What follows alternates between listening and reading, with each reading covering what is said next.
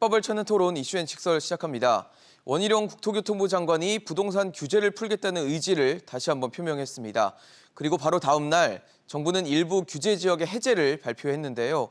시장 상황에 따라 탄력적인 정책 운영을 하겠다는 기조로 해석되고 있습니다. 그럼 윤석열 정부가 본격적으로 부동산 규제 완화에 나서는 것인지 지금부터 전망해 보겠습니다.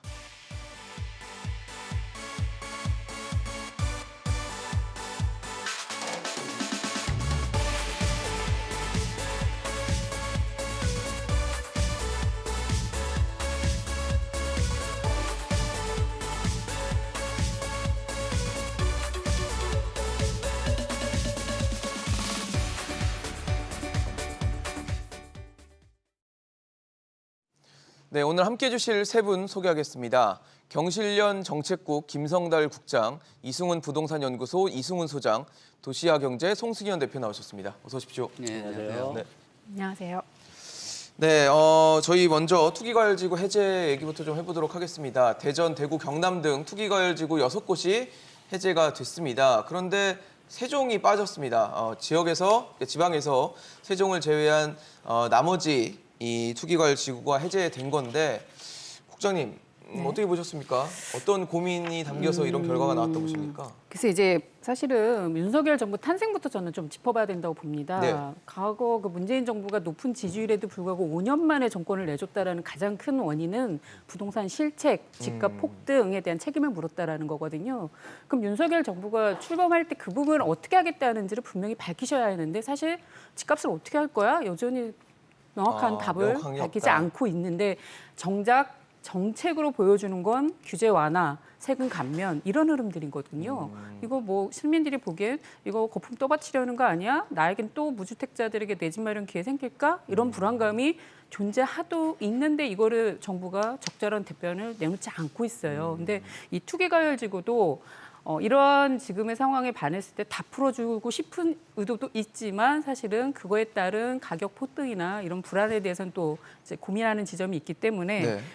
그런 면에서는 세종이나 수도권은 좀 제하고 풀어준 거 아닌가라는 생각이 들긴 합니다. 근데 이것만 할 건 아니거든요. 이 네. 정부가 계속해서 어떤 방향으로 갈 건지에 대한 메시지가 어느 정도 저는 읽히고 있기 때문에 이건 사실 바람직하지 않다고 봅니다.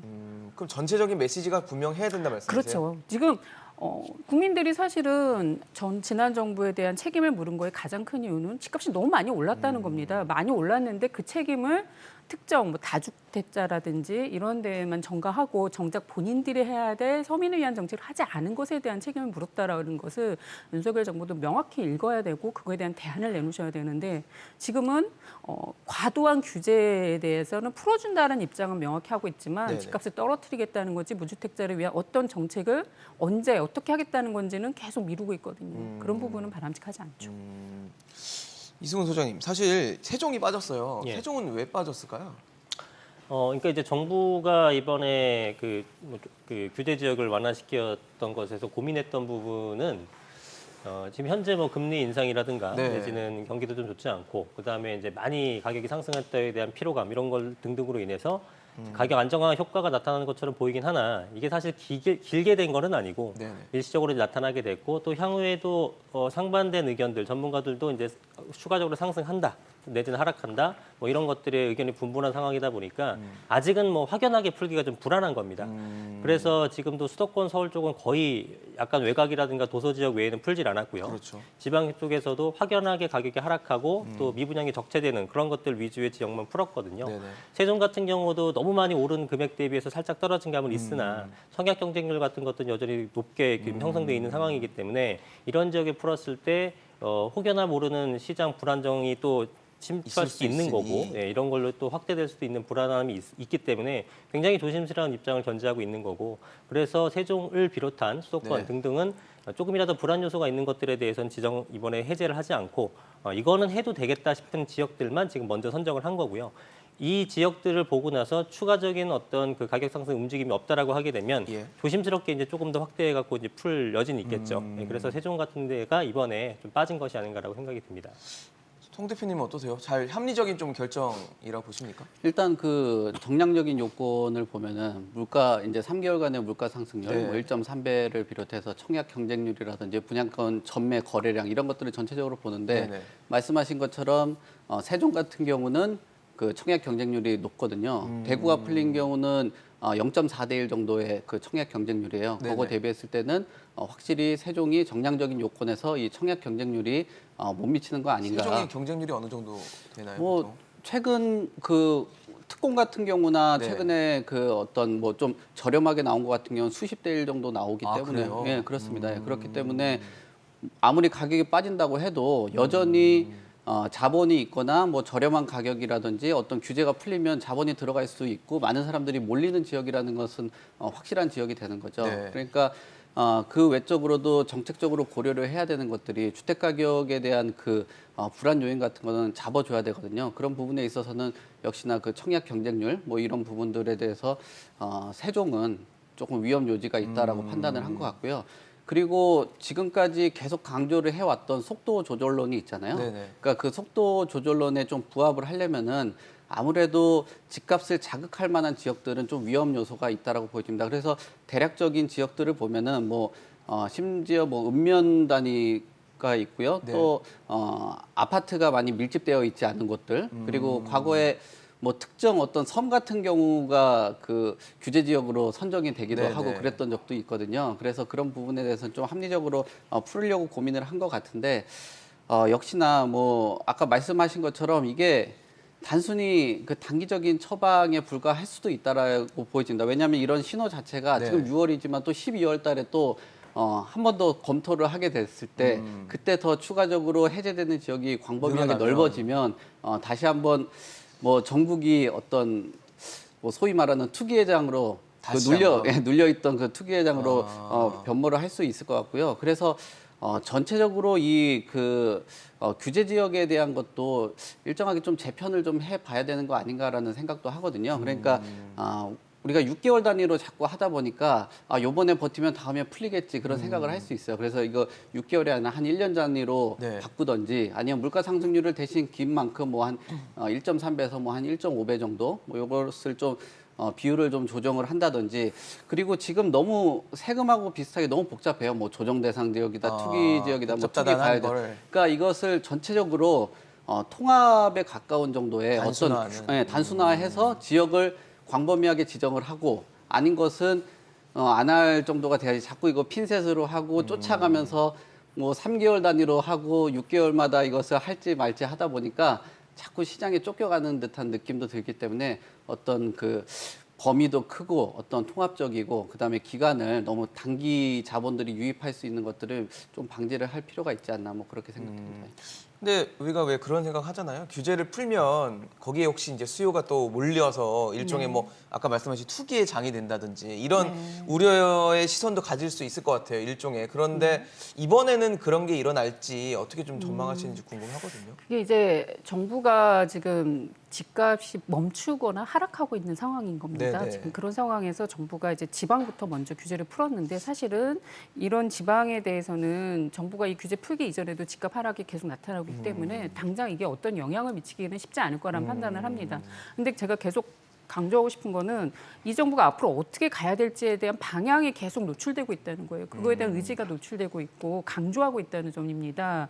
근데 과거를 좀 들여다보면 이명박 정부나 박근혜 정부 때는 네. 집값이 하락을 해서 정부가 그때도 지금처럼 투기지, 과열지구 이런 걸 다 풀기 시작했고 그다음에 나중에 세제 감면이나 또는 대출 규제 완화까지 했습니다. 근데도 집값 하락세를 막지 못했던 측면이 있었거든요. 그런데 거기서 끝이지 않고 결국 박근혜 정부가 꺼내든 것이 분양가 상한제 폐지 또는 재건축 초과이익 규제 환수 유예 조치 이런 등의 부동산 3법을까지 추진을 했고 그 결과 집값이 또 반전됐거든요. 그러니까 이런 흐름들이 한 번에 끝날 것이 아니라 지속적으로 지속적으로 이어지면 이거는 결국 앞서도 말씀하셨지만 계속 시장에게 메시지를 주고 버티라는 신호로 읽혀지면 언젠가 또 다른 정책이 나왔을 때는 분명히 자극할 수 있다. 이거는 바람직하지 않은 게 지금의 집값이 우리가 유지하거나 안정적으로 끌고 가야 될 그런 정상적인 집값이 아니고 지금 투기과열지구에 들어가는 이런 규제라는 것들이 규제라고 하지만 또 정상적으로 가야 할 방향에 있는 또 한 정책들도 분명히 그 안에 존재하거든요. 네네. 그런 것들을 잘 선별해서 하는 것이 중요하다고 보여집니다. 이승훈 소장님도 같은 의견이세요? 그러니까 지금 영향이 뭐 크지 않을 것이다라는 얘기도 함께 해주셨었거든요. 그렇죠. 아까 말씀 첫 번째 드렸다시피 지금 뭐 정부의 목적이기도 합니다. 이게 크게 흔들리면 안 되기 때문에 조정 대상 지역을 해제, 뭐 투기과열지구 같은 거 해제 같은 것들 하되 굉장히 조심스럽게 이런 일이 벌어지지 않는 범위 내에서 했다고 보여지고요. 또한 뭐 매수자 입장에서도 현재의 어떤 경기 불확실성과 그다음에 금리 인상에 대한 시그널이 계속되는 상황에서 섣불리 이렇게 또 덤벼들기가 어려운 상황이긴 하거든요. 그렇기 때문에 오늘 이번에 나왔던 대책 정도로 풀어진 걸로 인해서는 뭐 전국적으로 어떤 투기의 장이 발생한다거나 그러기는 좀 힘들 것 같고 향후에 이제 수도권 부분에 대해서 이제 중요 지역들 그런 데까지도 결국은 계속 가격 안정화가 되게 되면 풀어달라는 수요가 많을 거고 그렇게 되면 풀게 될 텐데 그때는 이제 조금 더 면밀한 모니터링이 필요합니다만 이번에 이 정도의 그 대상 지역 해제로는 뭔가 수요자들이 몰리기에는 좀 어렵지 않나 이렇게 개인적인 판단을 해봅니다. 수도권을 풀 수도 있을까요? 수도권을 풀 수도 있죠. 왜냐하면은 그거는 현재로선 풀지 않고 있지만 네네. 수도권도 계속 장기간 지금처럼 안정화 된다 그러면 풀어달라는 요청이 얼마나 많겠습니까? 왜냐하면 이렇게 규제 지역에 지정됨으로써 침체되고 있다. 굉장히 시장도 침체되고 재산권에 대한 제약도 사실 많잖아요. 그런 거에 대한 요청이 많아졌을 때 법적인 요건을 갖췄는데 풀지 않고 있는 것도 네네. 사실 어렵기 때문에 그런 데에서 부담을 좀 풀기 위해서는 아마 향후에는 수도권이 안정화가 계속 된다는 전제하에서는 풀 어떤 기일이 나타나게 되겠죠. 근데 사실 그 수도권과 서울 포함해서 네. 수도권을 규제를 풀었을 때는 네. 지금 제가 걱정했던 그 규제 완화로 인한 풍선 효과 네. 이런 것들이 일어날 가능성이 좀 높아 보일 수도 있겠다는 생각이 좀 들거든요. 그렇죠. 최근 그 인구 이동 추이를 보면은 네네. 서울의 인구가 수도권 쪽으로 많이 빠지고 몰려갔잖아요. 있는, 네. 그럼 결국은 수요가 있다라는 거거든요. 그러니까요. 그곳에 주택 가격을 자극할 만한 어떤 규제를 풀어버리게 된다면 이런 지금 규제가 있는 상황에서도 많은 인구 이동이 일어나고 있고 서울의 집값은 예상 생각했던 것보다 쉽게 빠지거나 뭐 하향 국면으로 진입하지는 못하고 있는 상황이에요. 그러면 이런 우리가 말하는 그 대출이라든지 그다음에 양도세, 그다음 전매 제한 뭐 이런 것들이 사실은 주택을 구입할 수 있고 또 주택 매매를 할 수 있는 그 유인책으로 작용을 하는 거거든요. 그렇기 때문에 아무래도 풍선 효과가 일어날 수 있다라고 보여집니다. 근데 이 풍선 효과라고 우리가 이야기를 하고 있지만 이게 굉장히 시장에는 악영향을 끼칠 수가 있어요. 왜냐하면 거래가 반복되고 그 안에서 거래 과정 안에서 자꾸 프리미엄들이 발생을 하고 나면 나중에 그 지역에 해당되는 지역 주민들이라든지 실수요자들은 그 높아진 가격을 떠받고 들어가서 살게 되는 그런 과정을 겪게 되는 거거든요. 그래서 이런 풍선 효과라든지 규제 지역에 대해서 우리가 지금 얘기하고 있고 속도를 조절하는 이유가 주택 가격이 좀 안정되고 심리가 좀 위축이 되고 어떤 그 안정됐다라는 걸 지금 최근 들어서 뭐 한 5주 정도를 보는데 우리가 일반적으로 주택 가격이 안정되는 그 시계열로 보면 한 1년 정도는 봐야 되는 거 아닌가. 너무 짧다라는 거죠. 그렇죠. 그 계절적인 요인이라든지 이사 시즌이라든지 뭐 그렇죠. 소위 말하는 그 전세 시즌 네. 또 그다음 그러니까 학부모들이 오를 수 이동. 있는 요인이 있는 시기를 좀 지나야 된다는 거네요. 그렇죠. 그 5개월만 보고 어떤 시장을 판단한다는 게 위험 요소가 있는데 그러네요. 이 상황에서 짧은 시간을 보고 규제 지역을 해제를 한다라고 봤을 때 그건 아니라는 거죠. 잘못된 판단이 될 수도 그렇죠. 있다. 그래서 제가 아까 말씀드렸듯이 뭐 6월 달, 12월 달 그 텀을 보고 시장을 판단하는 거는 굉장히 좀 위험할 수 있다라고 봐야 될 것 같습니다. 알겠습니다. 지금 사실 이게 어떻게 보면은 규제를 완화하는 정책이라고 보여지는데 반대로 강화되는 규제도 있어요. 이제 7월이니까 DSR 규제가 강화가 됐습니다. 당초에는 총 대출액이 2억 원 이상일 때 적용됐던 이 DSR 규제가 이제부터는 1억 원을 넘으면 1억 원을 넘는 차주에게 모두 적용이 됩니다. 그러니까 연소득 대비해서 원리금 상환액, 연간 내야 되는 원리금 상환액이 은행의 기준에는 40%를 넘으면 안 된다라는 이제 규제가 총 대출액 1억 원 이상인 분들에게 모두 다 적용이 되는 건데 이러다 보니까 원리금 연봉은 잘 안 느니까 네. 이제 원리금 상환액을 어떻게 줄여야 되는가에 대한 고민을 하게 되는데 사실 이자가 높아지고 있어서 그게 쉽지가 않아요. 그러다 보니까 이제 기간을 늘리는 방법을 많이 고민을 또 하시는데 어때요? 지금 35년짜리를 뭐 예를 들어 40년 혹은 요즘에 뭐 50년 모기지 이런 걸로 바꾸는 건 괜찮은 네. 건가요? 그렇게 단순하게 장기로 가면은 원리금도 있지만 지금 이자 상환에 대한 부담도 있는 상황에 맞아요. 또 하나는 집값이 지금도 정상적이지 않다는 겁니다. 그러니까 집값이 안정적으로 유지됐을 때 이제 말씀하셨지만 일정한 기간을 보고 우리가 안정하다는 판단을 했을 때는 장기간으로 해서 이걸 상환하는 것이 소비자들에게는 더 유리할 수도 있겠다. 근데 중요한 건 지금 집값이 민간 주택 가격이 지금도 여전히 너무 비쌉니다. 서울 그러니까요. 아파트 값이 맞아요. 지금도 일부 실거래가 하락된다고 하지만 신고가도 나오고 있고 또 국민은행 통계상으로 나오는 시세 자체는 떨어지지 않고 있습니다. 지금도 한 채당 평균 12억 7천만 원 정도가 서울 아파트 값이거든요. 이런 데에서 이제 주택에 대한 대출을 풀어주거나 이렇게 하는 것에 대해서는 조금 좀 설계가 잘 필요한데 저는 이런 장기 대출도 사실은 공공주택에 대해서는 해야 된다. 그리고 공공주택에 대해서는 이런 DSR 40%에 대해서는 또 완화해 주는 필요가 있습니다. 거기는 집값 하락에 대한 부담이 상대적으로 적은 데거든요. 그럼 저소득층이나 무주택자가 내 집 마련을 할 수 있도록 정부가 주택담보대출을 적극적으로 활용하는 그 대상이 되어야 된다고 보고요. 민간에 대해서는 그러한 것들을 적절하게 정부가 이렇게 지금 좀 규제하는 것은 앞으로도 좀 유지될 필요가 있다. 지금도 된다. 주택 가격이 너무 비싸거든요. 그러니까요. 근데 사실 대출 안 받고 집 사기가 불가능하다 보니까 대출을 어떻게든 받긴 받아야 돼요. 집을 만약에 구한다면. 근데 이제 기간을 늘리는 뭐 40년, 50년. 근데 40년, 50년이면 30살 기준으로만 해도 30살 기준으로 해도 70세까지 혹은 뭐 80세까지 빚을 갚아야 되는 상황인데 그렇게 호락호락하게 결정할 수 있는 문제는 아니라는 생각이 좀 들거든요. 예, 그런데 이제 뭐 일부 사람들은 선택을 할 것도 보여지긴 하고요. 왜냐면은 이게 뭐 전체적인 전체 총액의 대출액이 줄어드는 건 아니긴 하지만 최근에 뭐 여러 가지 뭐 경기가 안 좋다 보고 또 뭐 이러저러한 상황으로 인해서 가처분 소득도 많이 줄어들었잖아요. 그러니까요. 예, 그런데 그런 분들에게는 대출액이 줄어든 건 아니지만 기간을 늘려서 매달 상환하는 월 부담액이 줄어든다면 그게 단돈 몇만 원이나 십수만 원 정도만 된다고 하더라도 상당한 이제 생활의 안정을 좀 추구할 수 있는 분들도 분명히 존재하거든요. 예, 그런 분들에게는 기간을 좀 늘려서 네. 가는 것이 당장의 부담을 줄일 수 있기 때문에 선택을 할 것 같고 또 뭐 50년이라고 하더라도 뭐 중간에 매도를 하게 되면 대출은 또 승계를 받는 이런 형태가 되는 거니까 당장 뭐 나중 일은 나중 일이고 네네. 당장 내가 좀 부담을 줄여야 될 분들이 분명히 존재해서 그런 분들에게는 혜택을 줄 수 있는 제도가 아닌가라고 생각이 듭니다. 총액은 느나요? 이게 원리금 기간이 늘어진다면은? 이자가 이자가 붙으니까 늘어나니까? 예, 총액은 늘지만 매달 갚아나가는 거는 줄어들고 이 상환액은 전체로 따지면 더 많아지는 늘어나는, 거죠. 네네. 이자가 늘어나면서. 그렇죠. 네. 아, 그런 고민도 같이 좀 해야 하는 게 좋겠네요, 대표님.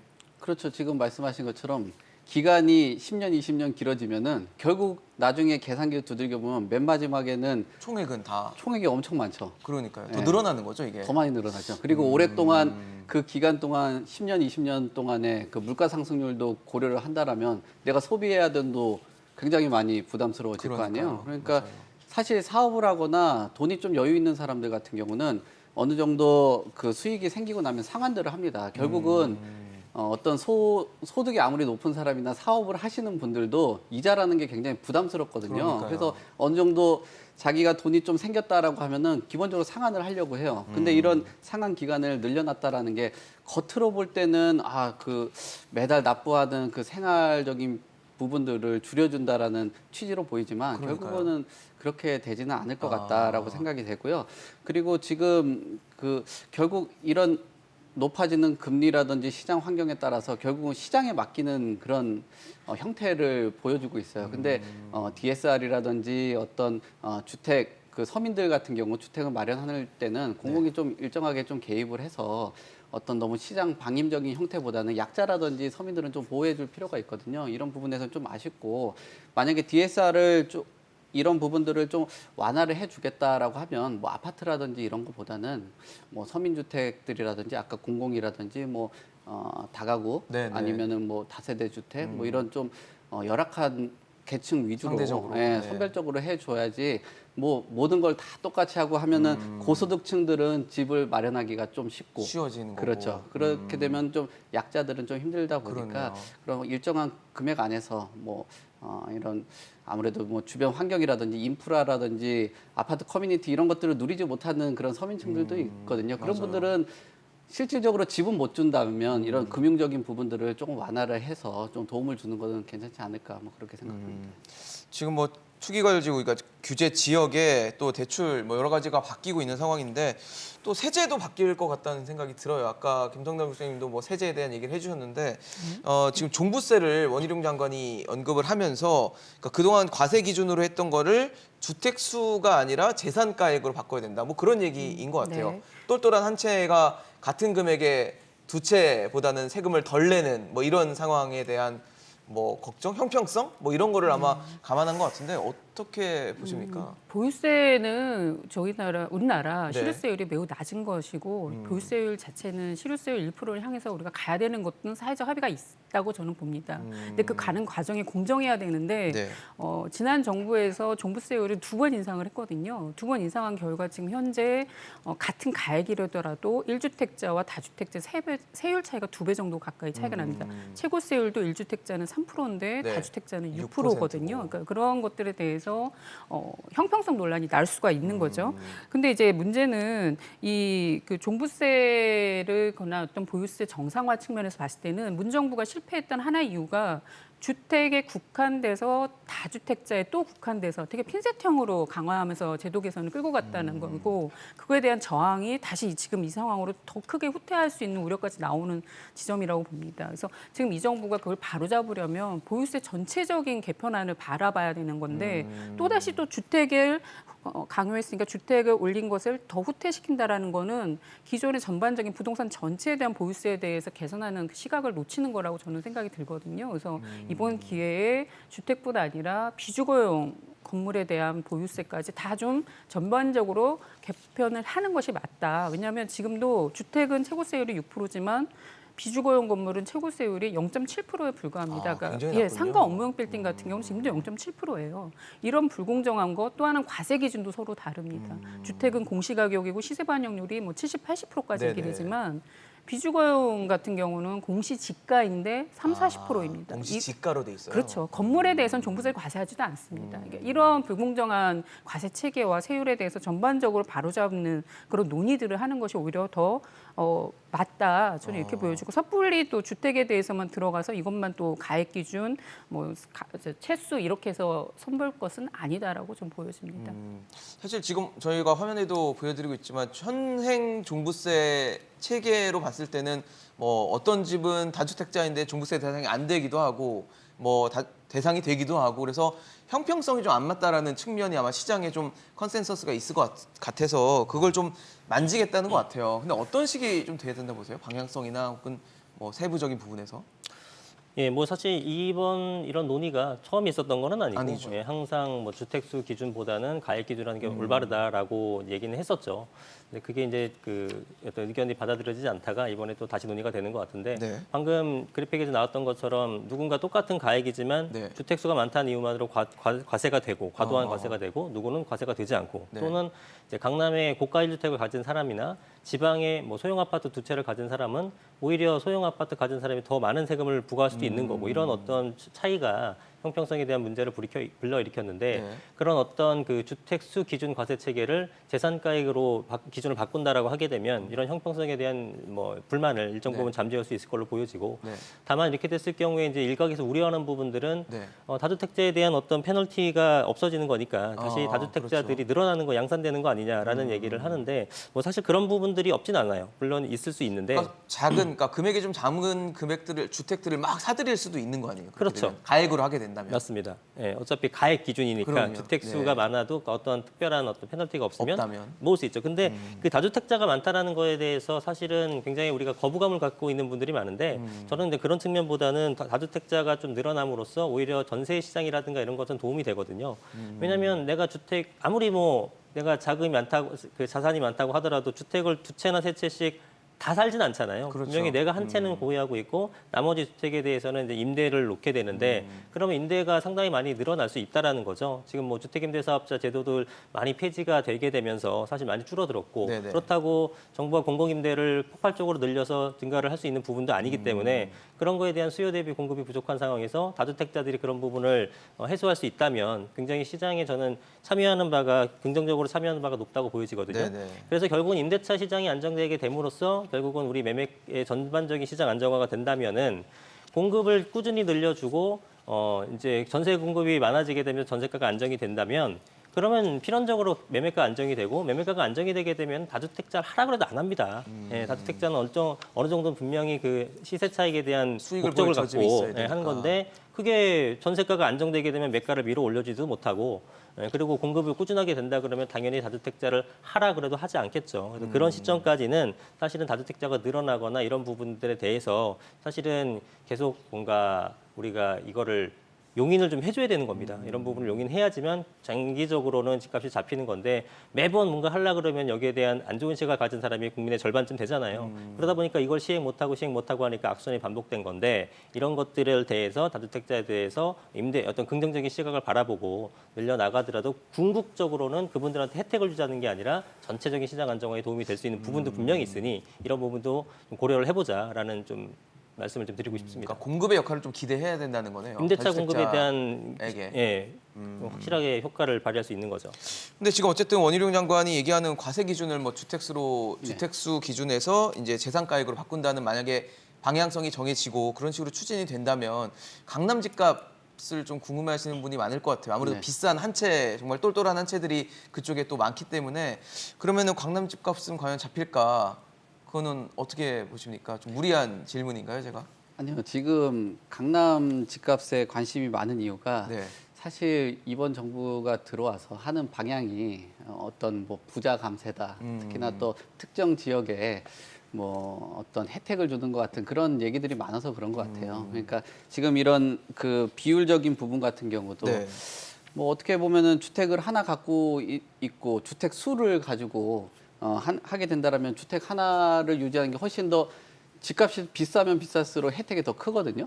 네, 그런 부분에 있어서는 상당히 뭐 강남 집값에 긍정적으로 작용을 하겠죠. 그리고 주택이라는 것을 우리가 뭐 취득을 하고 보유를 하고 처분을 하는데 보유 기간 안에서 상당한 그 뭐랄까 뭐 계산을 해본다면은 굉장히 절세가 되기 때문에 결국은 부동산에서 투자 수익은 또 세금에서 나오는 거거든요. 그러니까 우리가 얼마나 싸게 취득을 하고 얼마나 운영을 할 때 뭐 절세를 한 다음에 매각까지 하는 이 과정인데 그 안에서도 최근에 양도세 부분에서 좀 낮춰주죠. 중과되는 부분들. 그다음에 보유하는 기간에서 낮춰주죠 하면은 어마어마한 그 수익을 실현을 절세를 하게 할수 되니까 있다. 그 절세되는 부분에서 주택 가격이 높으면 높을수록 훨씬 더 감세되는 그 효과나 절세되는 그 금액이 크다 보니까 크다. 아무래도 이 강남에 있는 집값은 잡기가 어렵게 되는 거죠. 실질적으로는 뭐 우리가 보통 보면은 절대값을 가지고 우리가 이야기를 하는데 절대값 외적으로 그 안에서 뭐 어떤 나가는 비용들이라든지 이런 것들 생각을 하면은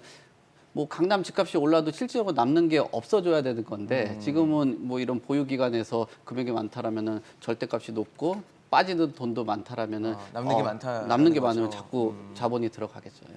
저도 걱정이 조금 어떠세요? 조금 말씀 같이 드리고 싶으면 과거 정부 때도 세금 정책을 통해서 집값을 잡겠다라는 맞아요. 얘기들을 하셨잖아요. 네. 근데 좀 이렇게 훑어보면 참여정부 때 강남 불패 신화를 꺾는 것에 대해서 종부세 도입하면서 집값 안정 얘기하셨지만 결과적으로 참여정부 내내 집값이 떨어지지 않았습니다.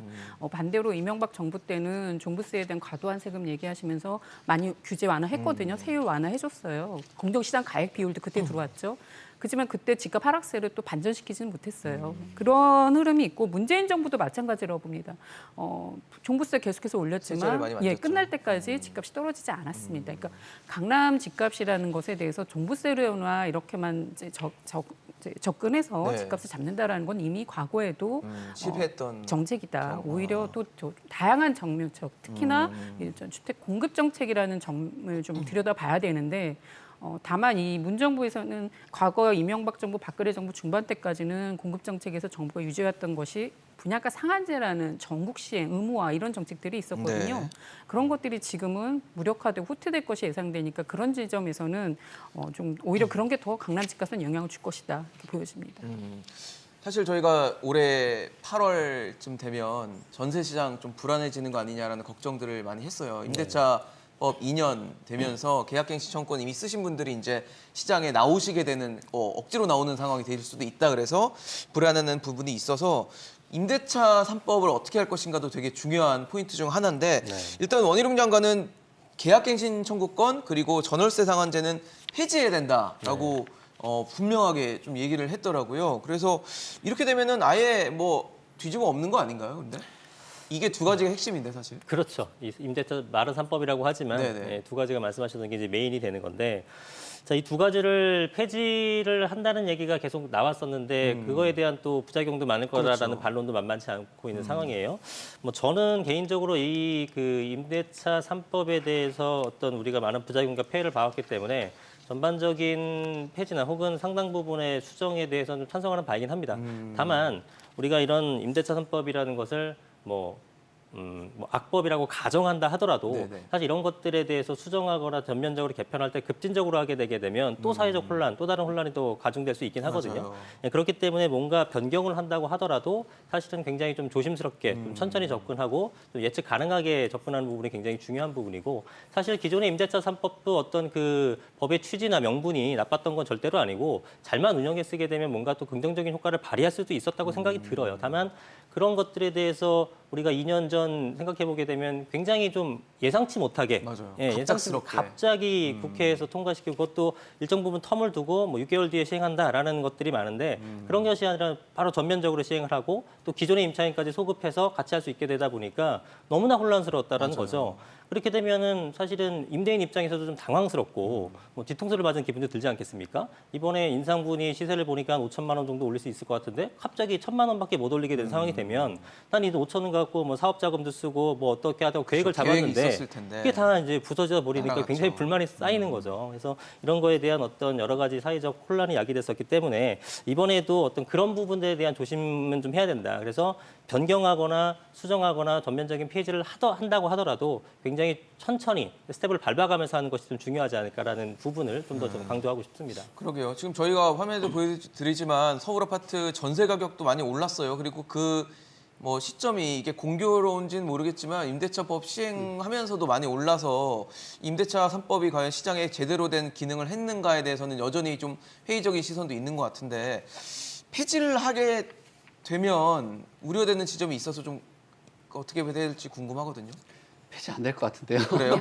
네. 그냥 장관의 의지인가요, 이건? 이게 뭐 법이 통과되면은 이거 국회 넘어가야 되는 거죠? 네, 그 뭐 어렵잖아요. 그리고 약간 좀 정치적인 발언도 있는 것 같아요. 그래요? 뭐 국회의원 수가 좀 모자란다든지 뭐 그런 적이지 이게 통과된 거를 뒤집어 한다라는 건 굉장히 어렵죠. 그러면 현실적으로는 어렵다. 그렇죠. 지금 그렇게 되면은 그런 그 임대차 3법을 활용하고 있는 임차인들 같은 경우는 어떻게 합니까? 또 그러니까요. 다시 또 복잡하잖아요. 거기에다 지금 상생 임대인 제도까지 들어왔잖아요. 지금 이중 가격이 아니라 지금 삼중 가격 얘기도 나오고 있거든요. 네. 뭐 신규 계약이다 갱신권에다가 또 거기에 상생 임대 5%까지 들어와서 이제 삼중 가격 얘기까지 나오고 있는 상황인데 여기서 이제 또 폐지를 해서 또 복잡하게 한다라는 거는 어렵죠. 폐지를 못하면 네. 수정은 어떻게 보세요? 뭐 수정은 일부 수정?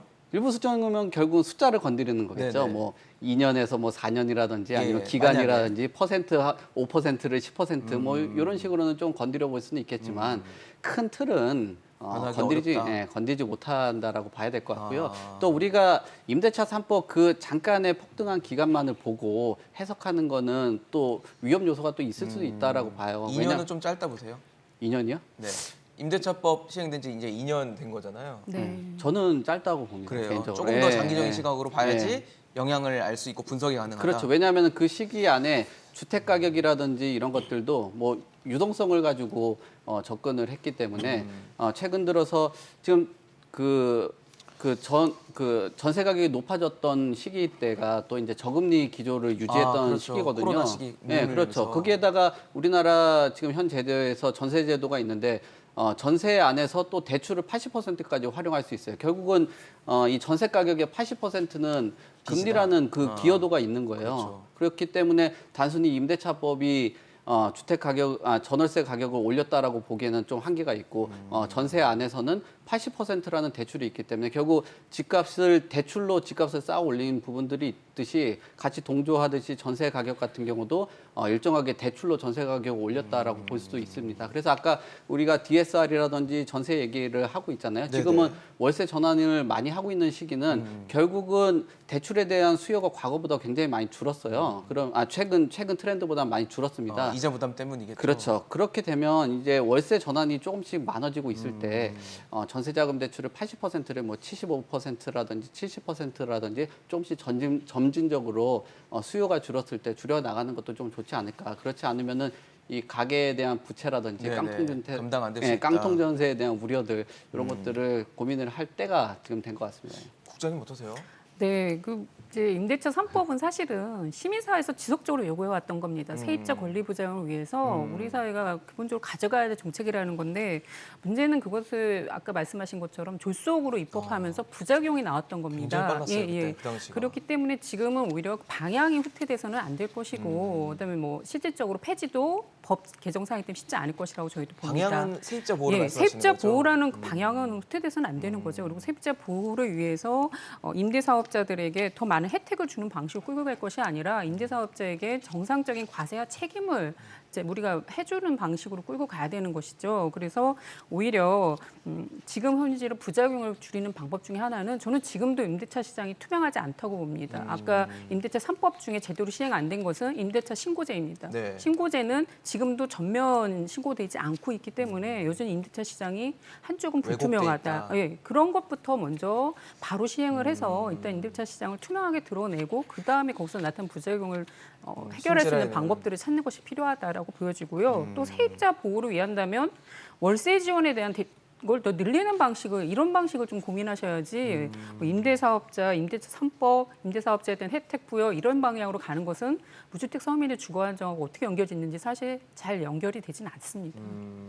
월세를 지원하면 월세 비중이 늘어나는 그것이 우리 효과로 사회가 이어지겠네요. 우리가 가야 할 방향은 사실 전세는 갭투기의 문제도 분명 존재하기 때문에 월세로 가야 된다라는 거는 이미 여러 번 뭐 연구에서도 나왔던 거라고 흐름 알고 자체는 있습니다. 좀 그런 쪽으로 가고 있는 것 같아요. 그런 정부가 월세로 전환하는 걸 빨리 갈 수 있도록 그쪽으로 지원하는 걸 늘리는 것도 오히려 더 필요하다. 근데 지금 문재인 정부 때도 그렇지만 전세금 지원을 더 많이 늘렸던 거거든요. 예, 그런 것들이 바람직하냐? 그건 근데- 정면 검토해볼 필요가 있죠. 근데 시장에서는 그러니까 월세보단 전세를 좀 선호하잖아요. 물론 요즘에 금리 때문에 그렇긴 하지만 기본적으로 주거 안정성이 전세가 좀 높다고 판단을 하는 것 같은데. 그거는 전세가 더 싸기 때문입니다. 전세가 더 싸기 때문에. 총액 비율을 예, 봤을 전세가 때는. 더 싸기 때문에 그리고 전세에 대한 여러 가지 제도적 장치가 있고 하지만 이제는 갭투기도 문제지만 네네. 깡통 전세 우려도 분명히 존재하거든요. 네. 이런 거에 대해서 정부가 제도를 지금 빨리빨리 마련해야 되는 건데 그런 부분은 손 놓고 있어요. 어떻게 보면 깡통 전세 피해를 막기 위해서는 예. 가장 먼저 얘기해왔던 것이 집주인들에게도 보증금을 반환해 줄 수 있도록 보장해 주는 그런 상품을 의무적으로 가입하도록 하라는 겁니다. 근데 그것이 지금 제도적으로도 선택적으로 돼 있고 수수료 부담을 세입자나 집주인이나 조정하에서 할 수 있기 때문에 잘 가입률이 높아지지 않고 있어요. 특히 우리가 보호해야 될 저소득 전세층은 실질적으로 이런 보장 상품을 누리지 못하고 있고 오히려 고액 전세자들이 누리는 경우가 많기 때문에 이런 네. 부분에 대해서는 정부가 세밀하게 들여다볼 필요가 있는 거죠. 저희가 지금 화면에도 보여드리지만 사실 그러니까 전세로 내는 이자가 월세보다 커지는 상황이 되다 보니까 많은 분들이 이제 전세를 고민하던 분들도 이제 월세로 좀 넘어가는 경향들도 있는 것 같고 또 집을 사기에는 좀 부담스러운 시기라고 생각을 하시는 것 같아요. 이자 부담이나 또 집값 하락세를 또 만약에 이어진다면 그런 걱정 때문에 이제 전세를 선호하다 보니까 앞서 말씀 주신 이제 깡통 전세, 매매가보다 전세가가 이제 앞지른 뭐 그런 상황에서 집주인이 이제 돈을 못 돌려주는 이런 상황에 대한 우려도 있어서 뭐 안 일어나면 좋지만 어쨌든 대비는 좀 해야 될 것 같거든요. 정책적인 보완이나. 예, 뭐 이거는 글쎄요. 제 개인적으로는 조금 더 자세하게 들여다봐야 될 필요가 있을 것 같긴 예, 한데요. 이 깡통 전세라는 게 결국은 지금 이 질문 주셨다시피 전세보다 매매가보다 전세가가 더 높은 높은데요? 네, 이런 현상이라고 하는데 전 사실 현장에서 오랜 기간 근무하게 되면서 이런 물건은 본 적은 없고요. 네, 왜냐하면은 이게 예를 들면 국지적인 현상일 수도 국지적인 있겠군요. 것도 아니고 약간 데이터의 해석 오류 같습니다. 그래요? 예를 들면은 어떤 단지가 있는데 거기서 이제 로얄동 로얄층과 그렇지 네. 않은 저층에 대한 어떤 가격 차가 발생할 수는 있잖아요. 그렇죠. 예를 들면 어떤 거는 10억이고 또 어떤 거는 뭐 저층이라서 8억일 수 있습니다. 그런데 그 로얄동 로얄층에 뭐 예를 들어 인테리어를 잘 해놓거나 워낙에 이제 선호하는 게 많다 보니까 전세 금액이 8억 5천이 될 수 있는 거죠.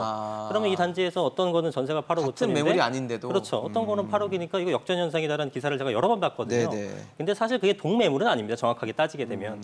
그래서 이런 부분들의 어떤 그 해석의 시차적 오류는 있을 수 있는 부분인데 뭐 생각을 해보시게 되면 예를 들어 전세가 8억 5천인데 매매가가 8억이다. 누가 그 전세를 들어가겠습니까? 임차인이. 그리고 또한 전세가 8억 5천인데 어떤 임대인이 8억에 그 매물을 팔겠습니까?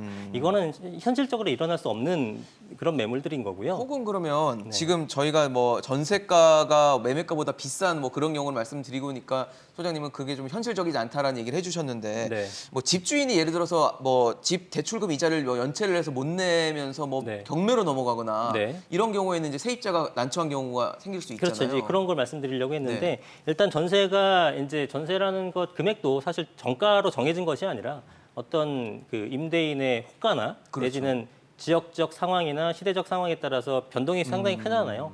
그러면은 내가 이제 모자란 상태에서 전세금을 비싸게 들어갔는데 그 이후에 좀 경기가 안 좋아지게 하면서 가격이 하락한다거나 이렇게 시차를 두게 되면은 당연히 깡통 전세가 발생을 할 수는 있습니다. 이게 동일한 시각이 아니라. 네. 그래서 그런 것들에 대해서 비싸게 전세가 들어가게 되는 경우 임대인 입장에서는 역전세가 나는 거고 그러니까요. 세입자 입장에서는 나는 전세를 뭐 5억에 들어갔는데 시세가 내가 2년 뒤가 되니까 4억이 됐다.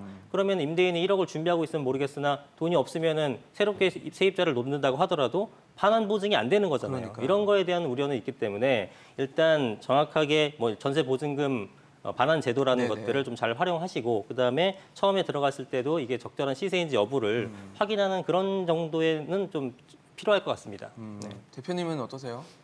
깡통 전세가 그 왕왕 일어나기는 하죠. 예, 그러니까 여기서 말하는 깡통 전세는 제가 아까 말씀드린 뭐 경매로 넘어가거나 이런 뭐 케이스인가요? 그런 경우들도 있고요. 네. 또 때로는 최근 들어서 뭐 투자 시장이 열풍이다 보니까 전세금 들어온 걸 가지고 아 투자를 했다가 네, 재투자. 손실을 보거나 또 그렇죠. 예. 예, 뭐 최근에 뭐 좀 슬픈 소식들도 네, 많이 안타까운 있잖아요. 소식도 코인으로 또 그렇죠. 이어서 네. 그렇게 됐다고 해서 네. 그러니까 네. 그 우리 이승훈 소장님께서 실무적으로 일을 많이 하시다 보니까 그런 일들이 뭐 안전장치를 잘 하시고 아마 하시기 때문에 또 그런 부분도 있긴 한데 네.